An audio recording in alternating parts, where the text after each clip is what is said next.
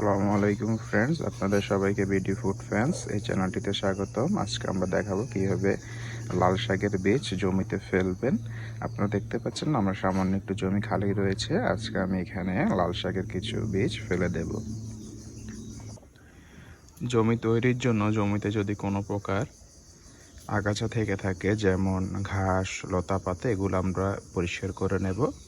পরিষ্কার করে নেওয়ার পরে আমরা কিছুটা ফসফেট দিয়ে নিচ্ছি।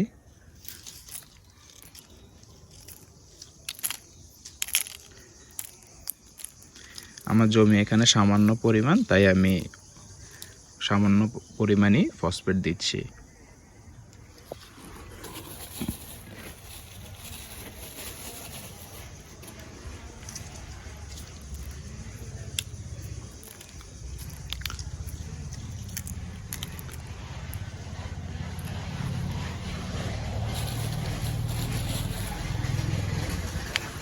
এরপর কিছু ডিএপি দিয়ে নিচ্ছি।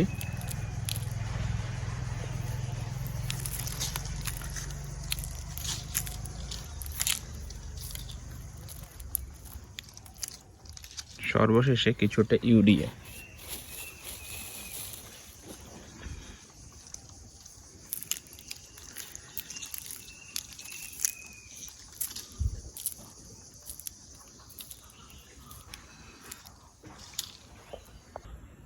হ্যালো ফ্রেন্ডস, এখন আমরা এখানে গোবর নিয়ে নিয়েছি, গোবর সার। আমরা এই গোবর সারগুলো জমিতে দিয়ে দিব, তাহলে এখানে গাছের গ্রোথ ভালো হবে। এখানে দিয়ে দিচ্ছি, আপনারা দেখতে পাচ্ছেন। এবার আমরা পুরো জমিটাতে গোবর সার ছিটিয়ে নেব।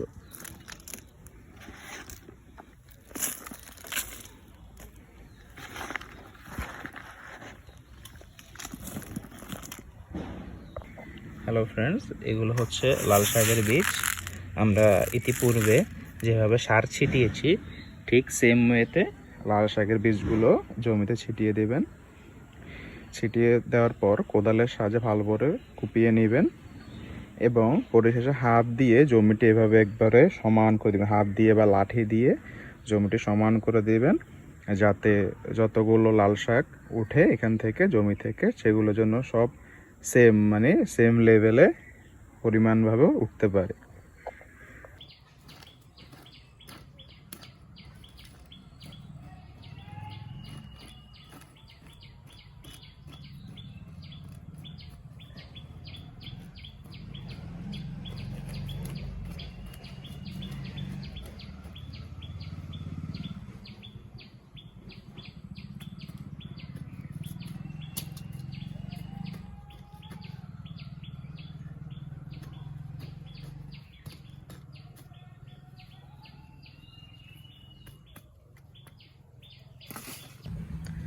তো ফ্রেন্ডস, আপনারা দেখতে পারতেছেন ঠিক 10 দিন পর আমাদের যে লাল শাকের বীজগুলো আমরা ফালাইছিলাম খেতে, সেগুলোর বর্তমান অবস্থা।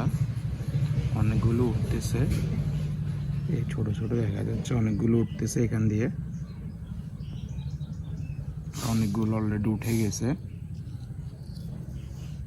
তো ফ্রেন্ডস, আপনাদের যদি এই ভিডিওটি ভালো লেগে থাকে, তাহলে ভিডিওটিতে অবশ্যই লাইক, কমেন্ট করবেন এবং চ্যানেলটি সাবস্ক্রাইব করে পাশে থাকবেন। ধন্যবাদ।